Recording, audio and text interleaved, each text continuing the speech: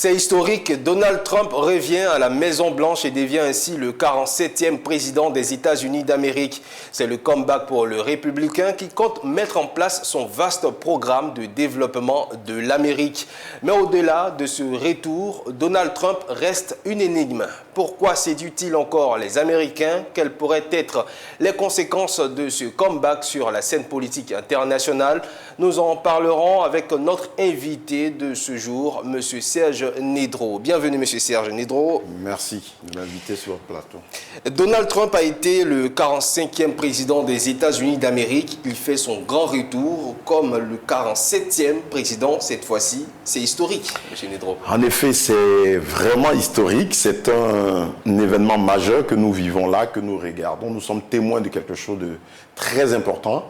Parce qu'il faut dire que c'est la deuxième fois dans l'histoire de l'Amérique qu'on voit un président des États-Unis revenir faire un comeback pareil. La première fois, c'était en 1892 avec le président Grover Cleveland qui a fait ce comeback-là. Mais là, la différence qu'apporte le comeback de Donald Trump, c'est qu'il le fait de manière extraordinaire avec un raz-de-marée pratiquement du vote du collège électoral.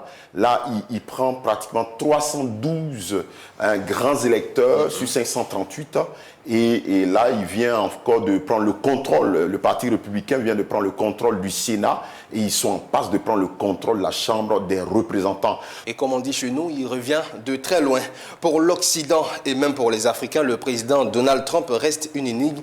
Qu'est-ce qui séduit tant chez l'homme?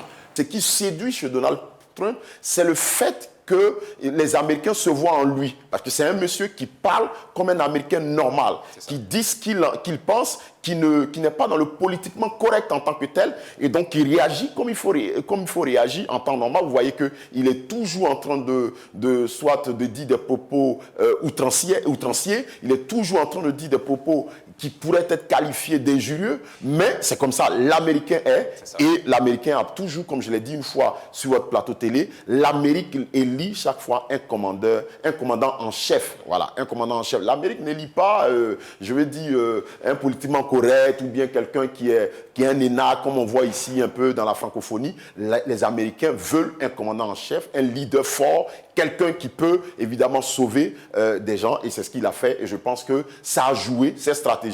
Justement, on a parlé tout à l'heure des différents sujets tels que l'avortement et autres. Finalement, selon vous, qu'est-ce qui a été décisif dans cette élection de Donald Trump? C'est très simple. Il faut dire que je crois qu'il y a un sondage de sortie des urnes hier, ce sondage donnait en tête évidemment 3 éléments majeurs. L'économie,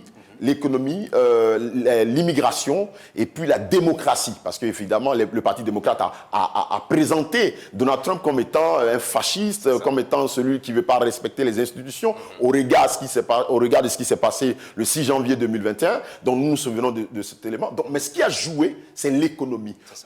Pas parce que le président, l'administration Biden-Harris n'a pas travaillé. Ils ont travaillé. Les chiffres étaient bons. Les chiffres macroéconomiques, les agrégats macroéconomiques étaient au vert. Parce qu'il arrive, il augmente le produit intérieur brut des États-Unis jusqu'à 2,7%. Il essaie quand même, j'ai envie de dire, de baisser le taux d'inflation. Mais là, les Américains ne l'ont pas senti dans leur assiette. Et vous voyez qu'un citoyen ne sent pas, on lui donne des chiffres, mais il ne sent pas dans son assiette ce qui se passe. Évidemment, il trouve que l'économie va mal.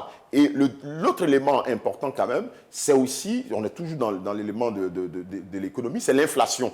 Aujourd'hui, on a un taux moyen d'inflation de 5% aux États-Unis. Sur les produits alimentaires, on va jusqu'à 20, voire 30%, vous voyez, de taux d'inflation. Et vous voyez que quand les denrées alimentaires sont chères, quand le citoyen américain ne voit pas, et comme on le dit généralement, on dit, Reagan a toujours dit une chose, il dit, pour aborder une élection américaine, il faut demander aux citoyens américains, est-ce que les 4 dernières années, est-ce que tu t'es senti mieux? Est-ce que tu allais mieux, ta famille allait mieux les 4 dernières années? Et je pense que le peuple américain ne s'est pas senti mieux du point de vue économique. Et la grande question qui a fait gagner Donald Trump, c'est sa stratégie basée sur l'immigration. Parce qu'évidemment, on a vu, aujourd'hui aux États-Unis, on dénombre, j'ai envie de dire, 11 millions d'immigrés illégaux aux États-Unis. Et donc, il y a eu une entrée massive des immigrants au cours du mandat de Biden, et ces immigrants ont eu soit à tuer des gens, à agresser des familles, et ça, les Américains ne pouvaient pas le supporter, et Trump a dit, j'ai une solution, je vais faire une grande déportation, et nous pensons qu'il va le faire. On espère. Donald Trump, 47e président des États-Unis d'Amérique, qu'est-ce qui pourrait changer sur la scène politique internationale? Effectivement, il va y avoir des changements profonds sur le plan international. Et l'un des premiers changements ou l'un des premiers impacts, ça sera sur la guerre russo-ukrainienne. Voilà. Et cette guerre, Trump l'a dit clairement. Il a dit, si j'étais président de la République, si j'étais président des États-Unis d'Amérique, évidemment, il n'aurait jamais eu cette guerre parce que Poutine connaissait, il savait que je suis un homme fort et il a dit qu'il va changer, il va résoudre cette guerre en une seule journée. Nous allons voir, c'est vrai que ça sera très compliqué pour lui de le faire en une seule journée, mais évidemment, il va arriver à résoudre la guerre. Et il y a aussi ce changement. Donc, l'autre changement, c'est la guerre d'Israël, Gaza, Israëlo-Gaza, la guerre aussi Israël-Liban. Il va avoir aussi un impact où Trump va demander, évidemment, à Netanyahou de pouvoir arrêter. Il a même fait déjà, je veux dire, un coup de fil avant le jour des votes à Benjamin Netanyahou. Il a dit au Premier ministre israélien, si je suis élu, il faut que jusqu'au 20 janvier, il faut que la guerre puisse s'arrêter. Et il a tous les leviers, c'est l'ami d'Israël, c'est ce grand ami d'Israël qui a déplacé la capitale d'Israël qui était à Tel Aviv, à Jérusalem. Donc les Israéliens l'écoutent beaucoup et il y a vraiment cette amitié forte entre lui et Benjamin Netanyahou. Et puis il va obliger évidemment les Européens à payer leurs factures d'OTAN.